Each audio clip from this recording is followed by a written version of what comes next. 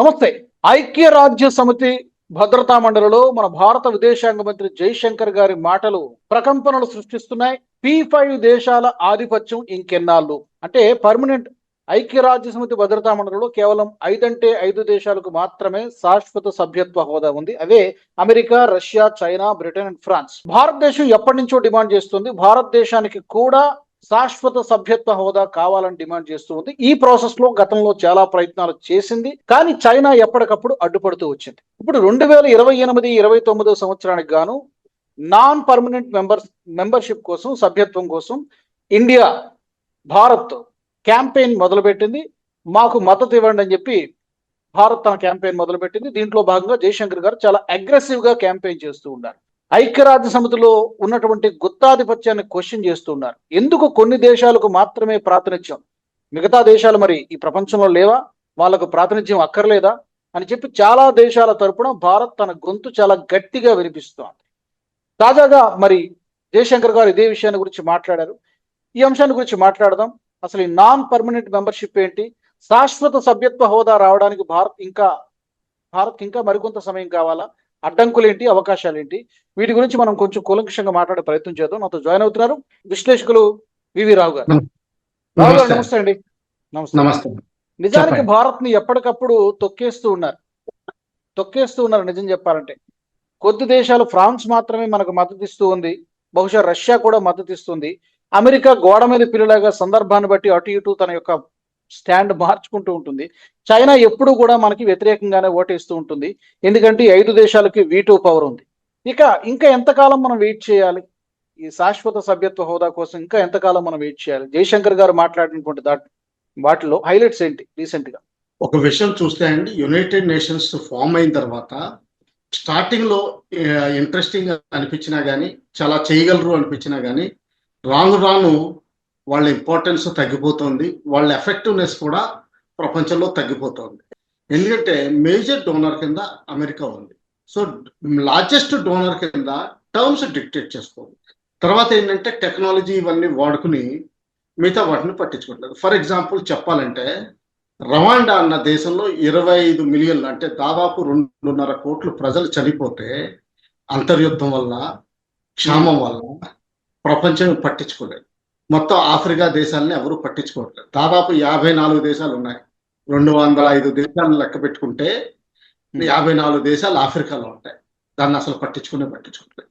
అలాగే సౌత్ అమెరికాని ఎవరు పట్టించుకోవట్లేదు. ఇంకా ఏషియా వస్తారా, అక్కడ కూడా కేవలం చైనానే ఉంది ఈ యునైటెడ్ నేషన్స్ సెక్యూరిటీ కౌన్సిల్. ఈ యునైటెడ్ నేషన్స్ సెక్యూరిటీ కౌన్సిల్లో ఈ వీటో పవర్ అన్నది యాక్చువల్గా మన గ్రాండ్ స్ట్రాటజీలో చాలా తప్పు చేసాం. స్టార్టింగ్ లో ఎవరు చేసిన తప్పు? నెహ్రూ గారు చేసిన తప్పు. నెహ్రూ గారు చేసిన తప్పుల్లో ఇదొకటి. ఎస్, మనకి ఇస్తామంటే ఆయన వెళ్ళి చైనాని ప్రపోజ్ చేశారు. నాకొద్దు, చైనాకి ఇవ్వండి అని చెప్పారు. కారణం ఏంటి సార్? అంటే నాకు అర్థం కాదు. ఆయనకంటే ఇది మనకు అవసరం లేదనుకున్నారా, లేకపోతే దానం చేశారా? ఎలా చూడాలి? నెహ్రూ గారు ఎందుకు, అంటే ఏ యాంగిల్లో ఆలోచించే నిర్ణయం తీసుకున్నారు? ఎందుకు చైనాకి ఇచ్చేయాలి, మనకెందుకు వద్దు? ఇప్పుడు ట్రంప్ గారికి ఒక బలమైన కోరిక ఉంది, నోబెల్ పీస్ ప్రైజ్ కావాలని. అలాగే నెహ్రూ గారికి కూడా ఆ రోజుల్లో ఉండేది.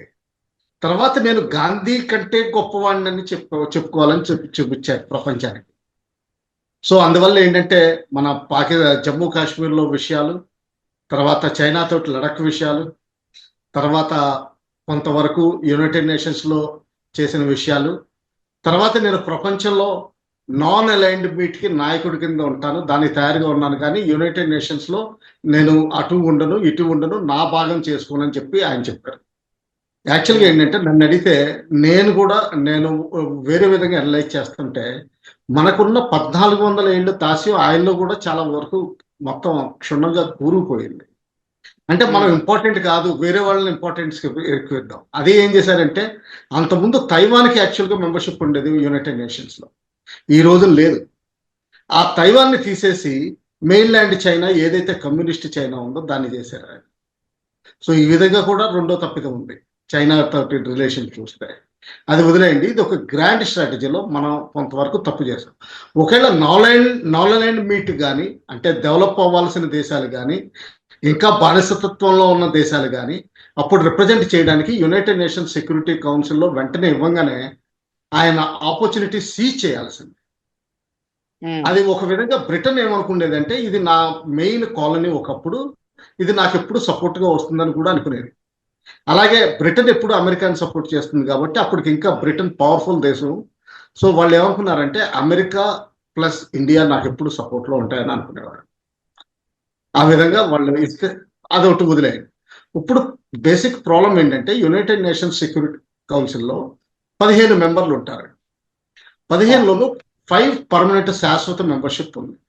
వీళ్ళకి వీటో పవర్ అని ఒకటి ఉంది. ఆ వీటో పవర్ లో ఏంటంటే యునైటెడ్ నేషన్స్ సెక్యూరిటీ కౌన్సిల్ ఏదైనా నిర్ణయం తీసుకుంటే ఇందులో ఒక్క దేశం వీటో చేసినా గానీ మొత్తం ఆ నిర్ణయం చెల్లదు.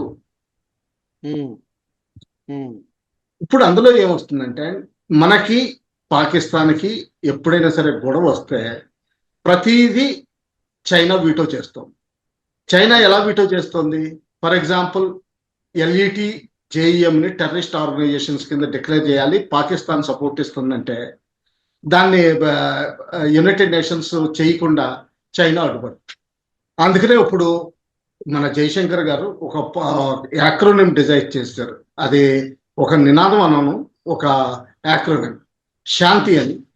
అందులో sustainability, human centric operations, accountability, new opportunities, technology for transformation, last లో ఇంటర్నేషనల్ కోఆపరేషన్. ఈ నినాదంతో మళ్ళా ఇప్పటికే చాలాసార్లు చేసాం మన యునైటెడ్ నేషన్స్ లో, కాకపోతే పర్మనెంట్ మెంబర్ గా లేము. సో మళ్ళా పర్మనెంట్ మెంబర్ గా చేయడానికి ప్రయత్నించడానికి మన ఓటు హక్కు మిగతా దేశాలని ఓటు హక్కు వాళ్ళు వాడుకుని మళ్ళీ నామినేట్ చేయమని అడుగుతాం. చాలా మంది చేస్తారు మనకి, ఎందుకంటే మన ప్రపంచంలో మన పాపులేషన్ 1/6 ఆఫ్ ది పాపులేషన్, అంటే 15% కంటే ప్రపంచంలో ప్రతి 6 మందిలో ఒకళ్ళు మనం. తర్వాత డెవలప్డ్ ఎకానమీ, ఒకప్పుడు డెవలపింగ్ ఎకానమీ అనుకున్నా కానీ ఇప్పుడు డెవలప్డ్ ఎకానమీస్ లో దాదాపు చేరిపోయింది. సో ఈ విధంగా చూస్తే ఏంటంటే ఇండియా వస్తుంది. అయితే మనకి శాశ్వత మెంబర్షిప్ ఉంటేనే కానీ ఈ గ్లోబల్ సౌత్ ఏదైతే ఉందో, అంటే south America, Africa, south east Asia, ఈ కంట్రీస్ కి రిప్రజెంటేషన్ దొరికే అవకాశం కనిపించట్లేదు. మన ప్రపంచ శాంతి కోసం, ప్రపంచ అభివృద్ధి కోసం, ప్రపంచ డెవలప్మెంట్ కోసం, ఈక్విటబుల్ డిస్ట్రిబ్యూషన్ ఆఫ్ రిసోర్సెస్ కోసం అందరూ సమానంగా ఒకే శ్రేయస్సులో ఉండాలని చెప్పి మనం పాటుపడుతున్నాం. హోప్ఫుల్లీ మనకి త్వరలోనే పర్మనెంట్ మెంబర్షిప్ వస్తుంది. అది డినై చేయలేరు, ఈ రోజు కాకపోతే రేపు ఇవ్వాలి. పాకిస్తాన్ ఇప్పుడున్నటువంటి 5 దేశాల్లో రష్యా మనకి కన్ఫామ్ గా చెప్పుకోవచ్చు మనకే మద్దతు ఇస్తుందని నేను అనుకుంటున్నాను. బ్రిటన్ పరిస్థితి ఏంటి? అమెరికా ఏం చేస్తుంది? చైనా ఎలాగో మరి డినై చేస్తుంది కదా, మరి చైనా డినై చేస్తే ఒక్క దేశం మరి వ్యతిరేకించినా కూడా, వీటో పవర్ ఉపయోగించినా మనకి ఎలా వస్తుంది? చైనాను కూడా మనం దారిలోకి తెచ్చుకోవచ్చా? పాసిబిలిటీ ఏంటి? చైనా చాలా తెలివైన దేశం అండి. వాళ్ళు పైకి ఏది స్పష్టత చేయరు, వాళ్ళు చేయాలనుకున్నది చేస్తూ ఉంటారు. పాకిస్తాన్ విచ్ఛిన్నమైనప్పుడు మాత్రం ఇంకా వాళ్ళు మన ఇండియాని చేయక తప్పదు. రెండవది ఏంటంటే ఈ రోజు కాకపోతే రేపు 27లో వాళ్ళు తైవాన్ తీసుకోవాలని ఎప్పటి నుంచో 20-30 సంవత్సరాల నుంచి ప్లాన్ వేసుకుంటూ వస్తున్నారు. 2019 వర్సెస్ 2017 వరకు ఎకనామిక్ డెవలప్మెంట్, ఇప్పుడు స్టెబిలైజేషన్, తర్వాత 2027లో తైవాన్ తీసుకోవాలన్నది వాళ్ళ 5 year ప్లాన్స్ ప్రకారం ఉంది. స్వాధీనం చేసుకోవడానికి, అవసరం వస్తే బల ప్రయోగం చేయడానికి. న్యాచురల్ గా చూస్తున్నారు, అపోజిషన్ పార్టీ లీడర్ ఆల్రెడీ వాళ్ళ సైడ్ ఉన్నారు.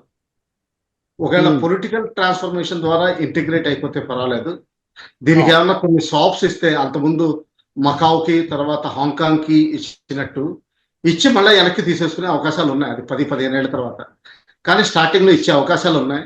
కానీ తైవాన్ కూడా లొంగేటట్టు కనిపించట్లేదు. రాదర్ అమెరికా అది జరగడం. ఈ విషయంలో సార్, తైవాన్ విషయంలో భారత్ మద్దతు కోరేటువంటి అవకాశం ఉందా?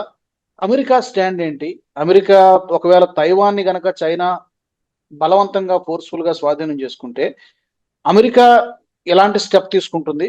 భారత్ వైఖరి ఏంటి? మనం న్యూట్రల్ గా ఉంటామా, లేకపోతే ఆ విషయంలో అభ్యంతరం చెప్తామా ఏంటి? మనం ఏం చేస్తాం?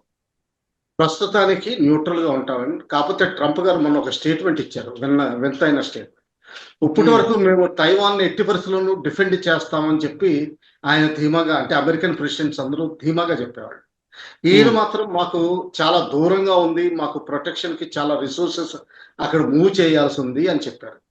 ఆ విధంగానే క్వాడ్ అన్న ఒక గ్రూప్, అంటే Japan, Korea, Australia, India plus USA of course, దీంతో ఒక గ్రూప్ కింద చేయాలంటున్నారు. మీరు జాగ్రఫికల్ గా, పాపులేషన్ వైజ్, మిలిటరీగా, డిప్లొమాటిక్ స్ట్రెంత్ గా, ఎకానమీగా ఆలోచిస్తే ఇండియా ఒక్కటే దేశం ఈ దేశాల్లో యాక్చువల్గా అమెరికాకి హెల్ప్ చేయగలిగింది. ఎందుకంటే 4000 కిలోమీటర్ల పైన మనకు ఫ్రంటేజ్ ఉంది.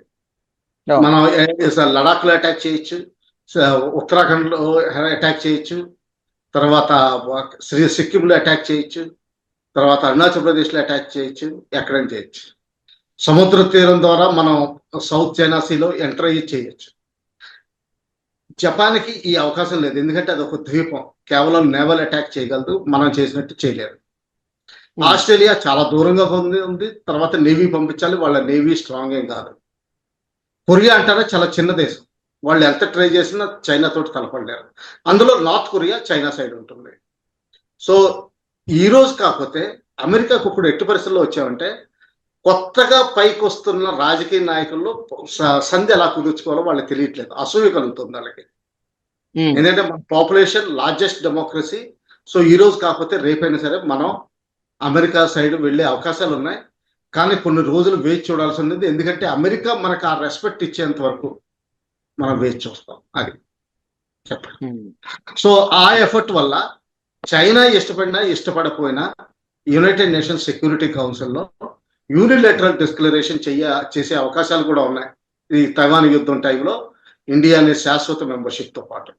అయితే సార్, ఇప్పుడు జయశంకర్ గారు వాదించినట్టుగా జనాభాలో చూసినా లేకపోతే ఎకనామికల్ గా చూసినా కూడా డెఫినెట్ గా భారత్ రెస్పాన్సిబిలిటీ తీసుకుంటుంది, చాలా కీలక పాత్ర పోషిస్తుంది. కానీ టేబుల్ దగ్గరకు వచ్చేసరికి మన రిప్రజెంటేషన్ అక్కడ లేకపోవడము డెఫినెట్ గా మనకు వెళితే ఒక లోటే. ప్రధానమంత్రి మోదీ గారు కూడా పలు సందర్భాలలో ఐక్యరాజ్య సమితికి సంబంధించి పోషిస్తున్నటువంటి పాత్రకు సంబంధించి అసంతృప్తి వ్యక్తం చేశారు. ఫెయిల్ అవుతోంది, శాంతి పునరుద్ధరణ విషయంలో, యుద్ధాలని ఆపడంలో లేకపోతే దాన్ని నివారించడంలో కానీ ఐక్యరాజ్య సమితి ఫెయిల్ అవుతోంది. We need an alternative platform అనేటువంటి మాట భారత్ తరచూ వినిపిస్తోంది. అంటే ఈ దిశగా కేవలం వాళ్ళ యొక్క గుత్తాధిపత్యాన్ని, మోనోపలిని ప్రశ్నించడానికి మాత్రమే భారత్ ఆ విధంగా మాట్లాడుతుందా, లేకపోతే నిజంగా సీరియస్ గా ఏదైనా ఒక ఎఫర్ట్ జరుగుతుందా? ఐక్యరాజ్య సమితి లాంటి మరొక వేదిక, మరొక అంత ఈజీ కాదని తెలుసు, ఎందుకంటే మళ్ళీ ఇన్ని సభ్య దేశాలు అందులో ఉండడము, ఇందులో ఆల్రెడీ ఉన్నటువంటి పర్మనెంట్ మెంబర్షిప్ కలిగినటువంటి 5 దేశాలు మళ్ళీ అందులోకి వస్తాయా? ఇదంతా కూడా అంత ఈజీగా జరిగేటువంటి ప్రాసెస్ కాదు. సో మోదీ గారు చేసినటువంటి కామెంట్స్ ఎలా చూడాలి మనం? అంటే యాక్చువల్గా వైల్ ఈ రోజున మనకు ఆ శక్తి లేదు, కానీ మనం ప్రయత్నిస్తున్నాం. ఆ విధంగానే యాక్చువల్గా ఈ బ్రిక్స్ ఫార్మ్ అయింది అనుకోవాలి. సౌత్ అమెరికాలో బ్రెజిల్, ఆఫ్రికాలో south Africa, Russia, India, China, వీటి పాపులేషన్ చూస్తే more than 40% of the population of the world. Economy కూడా అంతే. సో కరెన్సీని డౌన్ చేసి అమెరికాకు ఈ రోజున ఉన్న భావం ఏంటంటే వాళ్ళకున్న technological advantage plus money power. Money power ఉంటే మిలిటరీ 5 ఏళ్లలో 6 ఏళ్లలో డెవలప్ చేసుకోవచ్చు ఏ కంట్రీ అయినా సరే. ఆ రెండు లేక మనం కష్టపడుతున్నాం. మనకి టెక్నాలజీ కూడా చాలా వీక్ గా ఉంది. చైనాకి స్ట్రాంగ్ గా ఉంది, కాపీ చేసి అయినా సరే ఎలాగోలా తెచ్చుకుంటున్నారు. ఎస్, అమెరికా తోటి పోటీ పడలేదు కానీ కంపేరబుల్ గా ఉన్నారు. రష్యా అంటారా, యుద్ధ సమయంలో టెక్నాలజీ ప్రొడ్యూస్ చేయగలుగుతుంది కానీ ప్రజలకి మేలు చేయలేకపోతుంది. అందుకనే హ్యూమన్ సెంట్రిక్ మాట వాడారు మన వాళ్ళు. సో ఈ బ్రిక్స్ నిజంగా పైకి వస్తే, ఎందుకంటే ఆల్రెడీ ఇండోనేషియా, పాకిస్తాన్ ఇటువంటి 4th 5th పెద్ద దేశాలు ఏవైతే ఉన్నాయో ప్రపంచంలో, ఇవన్నీ కూడా బ్రిక్స్ లో అబ్జర్వర్స్ కింద వచ్చారు. వీళ్ళు కలిస్తే ఇది ఆల్టర్నేటివ్ టు యునైటెడ్ నేషన్స్ తయారవుతుంది. ఫైనల్ గా ఇప్పుడు ఈ జయశంకర్ గారు ప్రపోజ్ చేసినటువంటి ఈ 6 పాయింట్ విజన్ అంటారా లేకపోతే ఫార్ములా అంటారా, నినాదం అంటారా తెలియదు, శాంతి ఎలా ఉంది రెస్పాన్స్? అంతర్జాతీయ సమాజం నుంచి, పర్టికులర్ గా అగ్రదేశాల నుంచి స్పందన ఎలా ఉంది? అంగీకరించేటువంటి దిశగా ఉందా, లేకపోతే ఇగ్నోర్ ఎందుకంటే ఇప్పుడు ఈ రోజున భారతదేశాన్ని పూర్తిగా ఇగ్నోర్ చేసేటువంటి పరిస్థితుల్లో ఏ దేశం కూడా లేదు. మనతో స్నేహ సంబంధాలని సత్సంబంధాలని కోరుకోవాల్సినటువంటి పరిస్థితి, అనివార్యమైనటువంటి పరిస్థితి ఉంది. ట్రేడ్ రిలేషన్స్ కానీ ఏ విషయంలో చూసినా మన అవసరం ఉన్నది, అక్కడ ఇగ్నోర్ చేయడానికి లేదు. విధంగా చూస్తే మన ప్రపంచంలో బ్రాహ్మణ కింద లెక్క. అందరూ గౌరవిస్తారు, మంచి మాటలు మాట్లాడతారు, కానీ ఆయనకి బతుతిరుగు మాత్రం కష్టమైపోతుంది. అంటే పర్మనెంట్ మెంబర్షిప్ అదే పరిస్థితి వస్తుంది. మనం విశ్వగురువు కింద లెక్క పెడుతున్నాం. శాంతి అన్నది అది ఒక విధంగా చూస్తే, శాంతి అన్న వర్డ్ తోటి చూస్తే అది ఒక నినాదం, కానీ దానిలో పాలసీస్ వేరుగా ఉన్నాయి. ఆ పాలసీస్ చూస్తే ప్రపంచం అంతా మనం ఏమనుకుంటున్నామో, వసుదైవ కుటుంబం అని ఏదనుకుంటున్నామో అది పైకి వస్తుంది. సర్వే జనా సుఖినో భవంతు అని ఏదనుకుంటామో అది పైకి వస్తుంది. చూస్తే అందరూ ఈక్వల్ గా ఉండాలని చెప్పి, సమానమే అని చెప్పి, దేవుడి దృష్టిలో అందరూ సమానమే అని చెప్పి కూడా అందులో చెప్తున్నాం. అందరినీ ఇంక్లూజివ్ చేసుకుంటున్నాం, మనం కలుపుకుపోతున్నాం. మన సనాతన ధర్మానికి దగ్గరలో కూడా ఉంది అది. సో ఈ విధంగా చూస్తే ఏంటంటే మనం మంచి మాటలు మాట్లాడుతున్నాం, ప్రపంచం అంతా మంచివాడు అంటారు, కానీ అమెరికా లాగా దెబ్బ కొట్టే పరిస్థితిలో లేకపోతే మాత్రం ఎవరు వినిపించుకోరు. అదే పరిస్థితి. అంటే కొంచెం మన యాటిట్యూడ్, మన స్ట్రాటజీస్ మార్చుకోవాలేమో. కొంచెం మార్చుకుంటేనే అవసరం లేదంటూ నా దృష్టిలో అవసరం లేదనుకుంటున్నాను.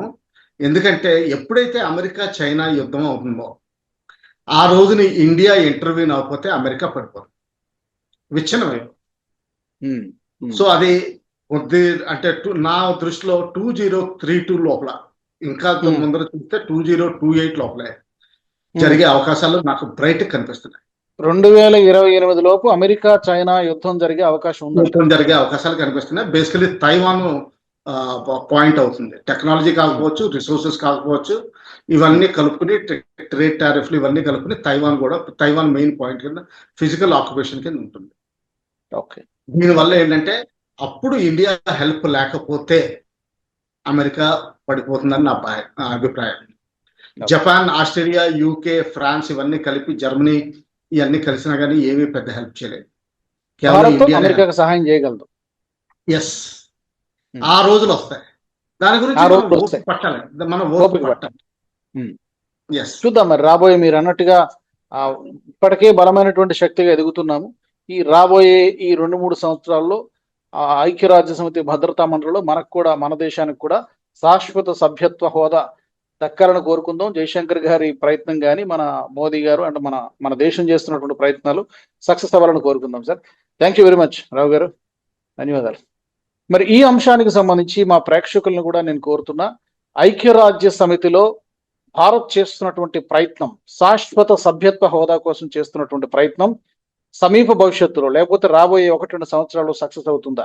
జయశంకర్ గారి దూకుడు లేదా ప్రధాని మోదీ గారి చరిష్మా, మేనియా, హవా ఇవన్నీ కూడా ఐక్యరాజ్య సమితిలో ఏ మేరకు ప్రభావాన్ని చూపిస్తే ఇప్పటికే క్యాంపెయినింగ్ కూడా మొదలుపెట్టింది.